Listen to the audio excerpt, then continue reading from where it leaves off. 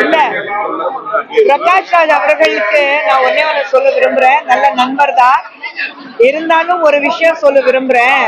குஷ்பு கட்சி மாறினா மட்டும்தான் பிடிஆர் சொன்னது அப்படியே ஒப்பிட்டு பேசிட்டு இருக்கிறாரு.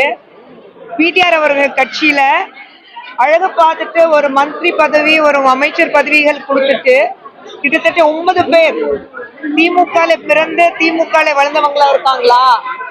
நீங்க 10 ரூபாய் பாலாஜி இருக்கட்டும், KKSSR இருக்கட்டும், ரகுபதி அவர்கள் இருக்கட்டும், அனிதா ராதாகிருஷ்ணன் இருக்கட்டும், சேகர் பாபு இருக்கட்டும், அத்தனை பேரும் நீங்க அதே கட்சியில பிறந்து அதே கட்சியில வளர்ந்தவங்களா நான் கேட்கிறேன். அப்படியே நீங்க பாத்தீங்கன்னா டிஎம்கேட ஹிஸ்டரி எடுத்துட்டு பாருங்க. எங்கிருந்து டிஎம்கே தனியா தானே வந்தது, எங்கிருந்து பிறந்த வெளியில வந்து அவங்க வளர்ந்தவங்க தானே.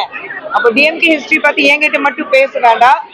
சுந்தர் சிக்கு எப்படி சீட் கிடைச்சிச்சுன்னா, பிரகாஷ் ராஜ் அவர்கள் எலெக்ஷன்ல நின்று எந்த அளவுக்கு டிபாசிட் கூட வராம தோத்து போனாரு. அவருக்கும் சுந்தர் சிக்கு எவ்வளவு வித்தியாசமா இருக்கு, அது அவரே கொஞ்சம் யோசிச்சு பார்க்கலாம். சுந்தர் சிக்கு எப்படி சீட் கிடைச்சிச்சுன்னா, சுந்தர் சி அப்ப என்ன சொல்ல வர்றாரு எனக்கு புரியல. எப்படி யோசிச்சு வரணும் அவர் சொல்றாருன்னா, அவர் நேரம் ஃப்ரீயா இருந்தாக்கா அவர் யோசிச்சு எனக்கு சொல்லுங்க எப்படி கிடைச்சிச்சு.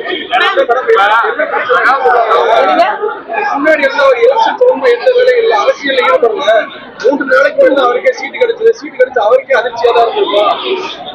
கிடைக்கலாம் அரசியலுக்கு அவங்க சீட்டு கிடைக்காம எப்படி சீட்டு கிடைச்சது கேள்வி எழுப்புறாரு. கேள்வி கேட்கணுமே. அரசியல் செய்யணும். அப்புறம் இவங்க எல்லாரும் அரசியல் என்ன செஞ்சுட்டாங்க? பிரகாஷ் ராஜ் அரசியல் இறங்கும் போது அவர் என்ன செஞ்சுட்டாரு? அவர் கீழே நின்று பெங்களூர்ல எதிர்த்து நின்னாரா இல்லையா? அப்புறம் அப்ப மட்டும் அவர் என்ன பண்ணிட்டாரு? அவர் அரசியல்வாதியா? அவர் குடும்பத்துல ஒரு டைனஸ்டி பாலிடிக்ஸா? இல்லையே. யார் எங்களை பார்த்துட்டு சினிமா சங்கி கூத்தாடி சொன்னாங்களோ அவங்களுக்கு இன்னைக்கு சத்யராஜும் பிரகாஷ் ராஜும் டெலிவிஷன்ல இருக்கிற அத்தனை பேர் அந்த கூத்தாடிக்கு தானே தேவைப்படுது இன்னைக்கு பிடிஆருக்கு அவருக்காக பிரச்சாரம் பண்றதுக்கு. அப்போ எங்களை பார்த்தா நாங்க கூத்தாடிங்க. என் கணவர் பார்த்துட்டு இதே கேள்வி ஸ்டாலின் அவர்கள்கிட்டயும் உதயநிதி ஸ்டாலின் அவர்கிட்டயும் தைரியமா இருந்தா கேளுங்க. கேட்டாரா?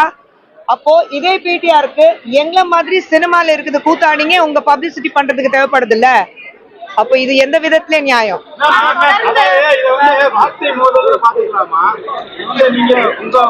நாங்க வார்த்தை மோதலே கிடையாது, வார்த்தை மோதலே கிடையாது. நான் ஆரம்பத்திலே நான் ஏற்கனவே சொல்லிட்டேன். அவர் அவருடைய படிப்பு காட்டுறாரு, நானும் என் கணவர் எங்களுடைய வளர்ப்பு காட்டுறோம். அவ்வளவுதான் வித்தியாசம்.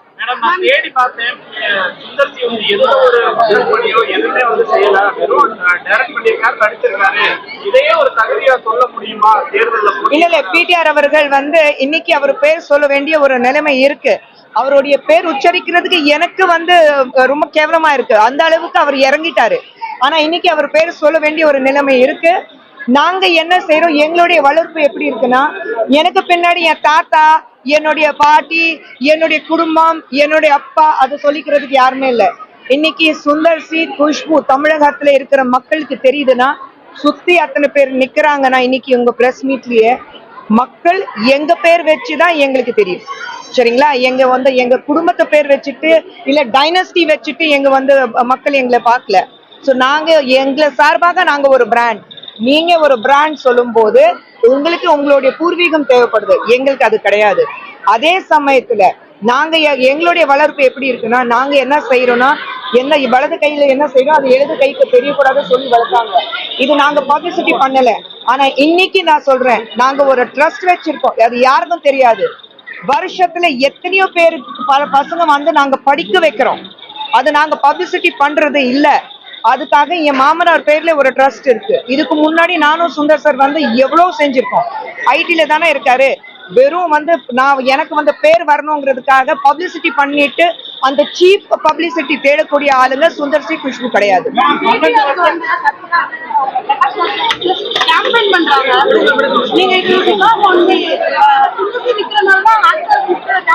இல்ல அவர் அவருடைய புத்தி காட்டுறாரு, நாங்க எங்களுடைய அதான் சொன்னேன், அவர் அவருடைய புத்தி காட்டுறாரு, நாங்க எங்களுடைய வளர்ப்பு காட்டிட்டு இருக்கோம்.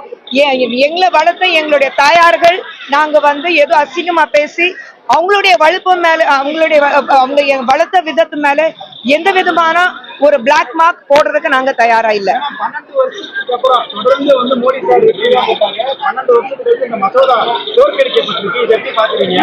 முதல் முறையா தோற்கடிக்கப்பட்டிருக்கு மசோதா இல்லையே. இது மசோதா வந்து அவங்க சும்மா டீலிமிட்டேஷன் சொல்லும் போது அவங்க வந்து ஒரு வகையில மக்கள் ஏமாத்துறதுக்கான வேலை மட்டும் தான் செஞ்சுட்டு இருக்காங்க.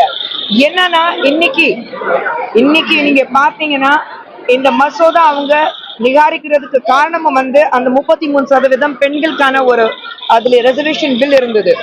இதே வந்து உங்களால நீங்க வந்து காங்கிரஸோட ஆட்சியில இருக்கும்போது எத்தனை வருடங்களாக நீங்க காங்கிரஸோட தான் கூட்டணியில இருக்கீங்க. காங்கிரஸ் UPA 1 UPA 2 எல்லாமே இருந்தது. நீங்க ஏன் அப்ப அந்த மசோதா பாஸ் பண்ணல? இது காங்கிரஸால முடிஞ்சிருக்கலாம்ல.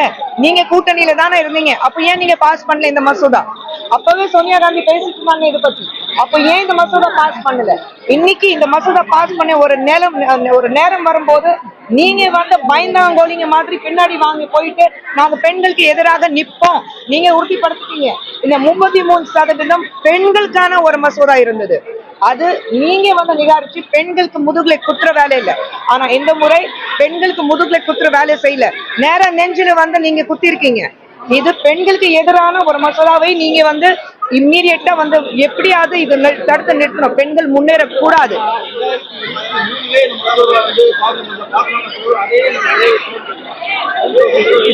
சென்சஸ்க்கு முன்னாடி நீங்க எப்படி பேசினா சென்சஸ் பண்ணாம எப்படி ஒரு மசோதா பாஸ் பண்ண முடியும்? அது இம்ப்ளிமெண்ட் இப்போ ஓகே ஆனா தானே இம்ப்ளிமெண்ட் உங்களுக்கு 2027ல இருக்கும். சென்சஸ் பண்ணதுக்கு உங்களுக்கு 2027 தானே சென்சஸ் வரும். சென்சஸ் பண்ணதுக்கு அப்புறம் தான் பண்ண முடியும். அப்போ திமுக இருக்கிறவங்க படிக்காதவங்களா? பெரிய படிக்காத மேதையெல்லாம் சொல்றாங்களே, இருக்கிறது மண்டையில இருக்கிறது புத்தி யூஸ் பண்ண மாட்டாங்களா?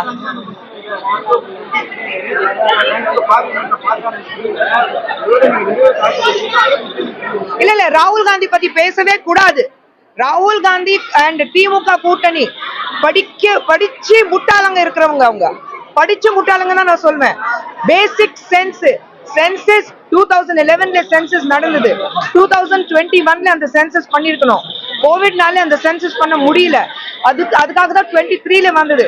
சென்சஸ் ஆனதுக்கு அப்புறம் தான் இம்ப்ளிமெண்ட் பண்ண முடியும். அப்ப இம்ப்ளிமெண்ட் பண்ணும்போது சென்சஸே இன்னும் வரலையே. ஆனா மசோதா பாஸ் ஆனா 2027 ஆயிருக்கும் உங்களுக்கு. ஆனா சென்சஸ் பண்ணாம நீங்க வந்து delimitation it's part of constitutional law தானே. அந்த லாவே புரிஞ்சுக்காம நீங்க பேசிட்டு இருக்கீங்கன்னா அப்போ எந்த அளவுக்கு மக்களை ஏமாத்துறதுக்கான வேலை இவங்க நடத்திட்டு இருக்காங்கன்னா கொஞ்சம் ஸ்டாலின் அவர்களும் அண்ட் காங்கிரஸ்ல ராகுல் காந்தி அவர்களும் மக்களுக்கு முதுகுல குத்துற வேலை மட்டும் இது வரைக்கும் பண்ணிட்டு இருந்தாங்க. இப்ப நேரடியாவே அவங்க நெஞ்சில குத்திட்டாங்க.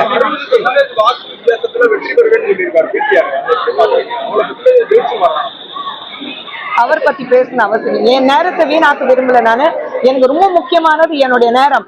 தேவையில்லாதவங்களை பத்தி பேசிட்டு என் சமயத்தை வந்து வீணாக்க விரும்பல. தேங்க்யூ.